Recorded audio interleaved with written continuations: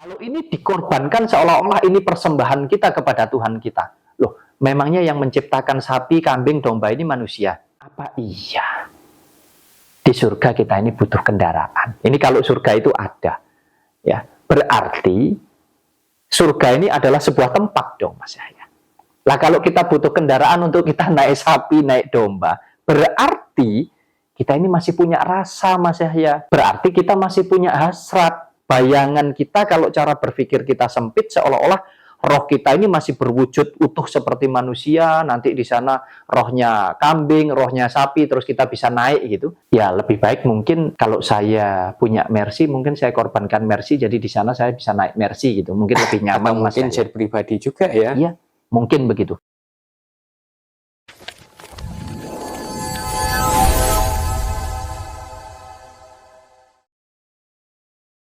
Kita bicara tentang kurban ini Mas ya. Sebentar lagi kan kita mau merayakan Hari Raya Idul Adha. Nah, di mana tradisinya itu berkurban Mas. Entah mau berkurban kambing, sapi, atau onta ya Mas. Nah, kalau kita lihat sejarahnya dulu, ini kan berasal dari cerita Nabi Ibrahim ya Mas ya.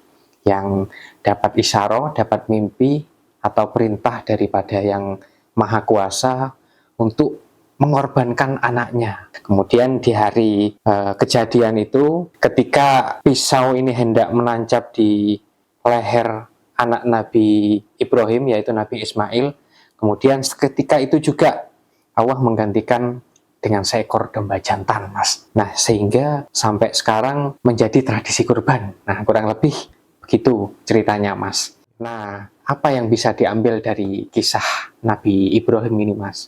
Ini terlepas dari kebenaran atau tidak tentang sejarah atau kisah ini ya Mas Yahya, kita nggak masuk ke sana, tapi kita bisa ambil nilai yang terkandung di dalamnya. Ada pesan moral yang sungguh luar biasa sekali yang bisa kita ambil intinya di sana. Kita ambil poin pentingnya di sana. Bahwa ketika kita ini meyakini sesuatu hal, kita mengimaninya. Kalau kita bicara tentang iman kan berarti nggak ada kata lain kecuali kepada Tuhan. Kan begitu Mas ya? Artinya kita beriman ini hanya kepada Tuhan. Atas hal apapun di dalam hidup kita.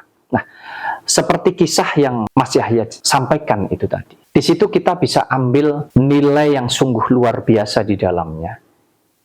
Apalagi kalau itu kita terapkan di kehidupan kita saat ini. Bukan tentang bendanya, bukan tentang makhluknya, bukan tentang manusianya.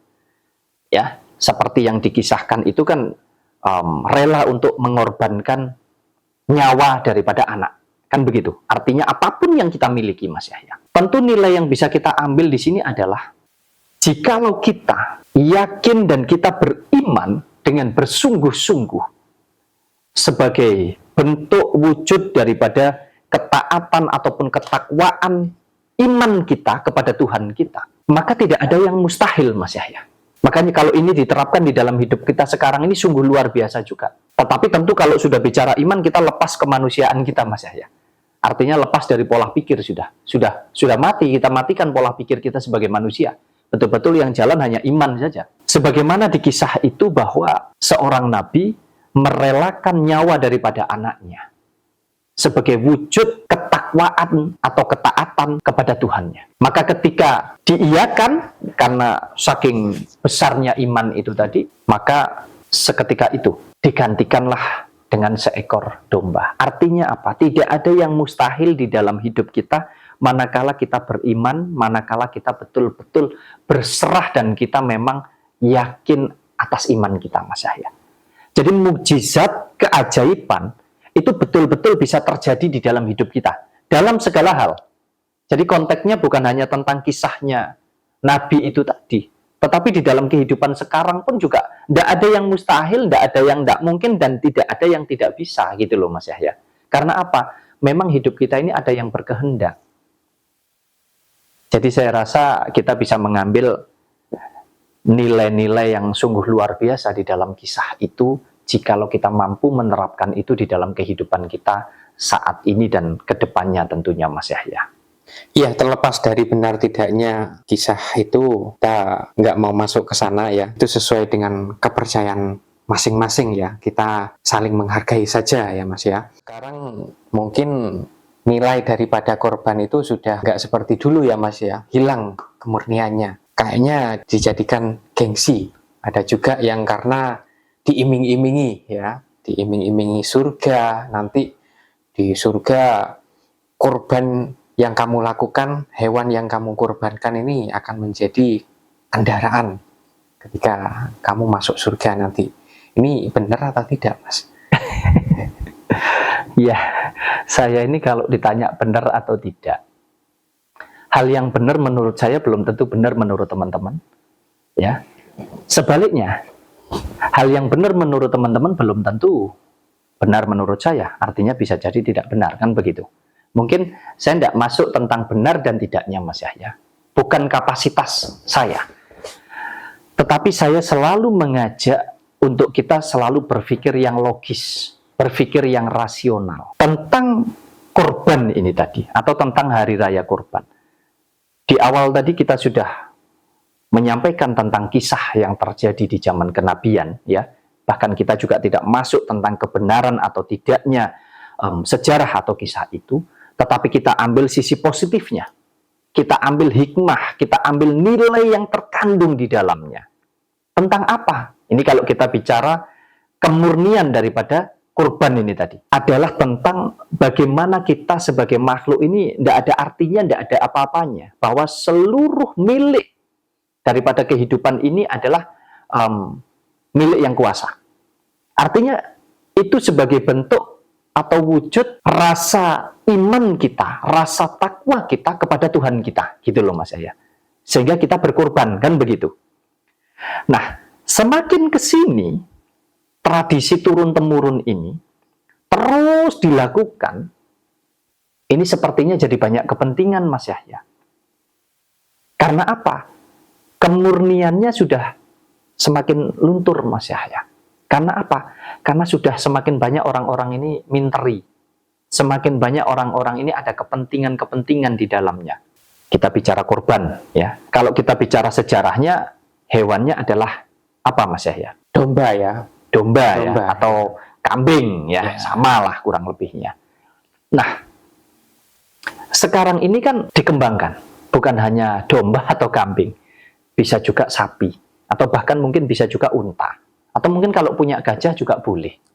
Kalau kita sebagai manusia mau makan daging gajah misalkan, ini mohon maaf ya, karena tentu ada hewan-hewan yang dilindungi dan lain sebagainya secara hukum dan lain sebagainya. Nah, tentu itu jadi pertimbangan. Intinya adalah bahwa apa yang kita korbankan seolah-olah, nah ini banyak yang terjebak di sini Mas Yahya.